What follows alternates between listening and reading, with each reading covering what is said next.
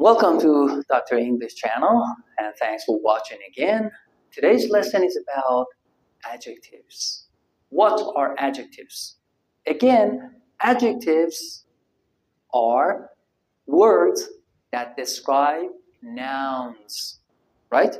Well, it's one of the four major parts of speech in English.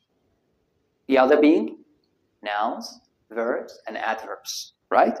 So we started by defining adjectives. I said words that modify or describe nouns. Well, we have different kinds of adjectives, like descriptive adjectives. Well, like tall, beautiful. That's the normal, simple form of the adjectives.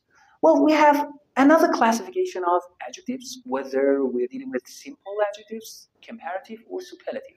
In simple adjectives, there's only one noun we describe. But in comparative, we are comparing two things. And in superlative, more than two things. Actually, three upwards. Like we have tall as a simple one. Taller, well, the example of comparative. And the tallest, right? The tallest being the example of superlative. We also have demonstrative adjective. Demonstrative adjective like this and that, these and those.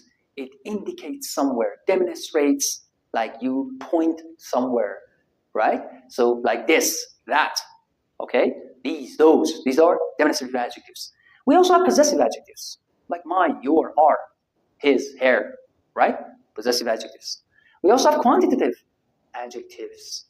It tries to tell us the quantity of something, like some, any, well, several, many, few. And lastly, we have predicative versus attributive adjectives.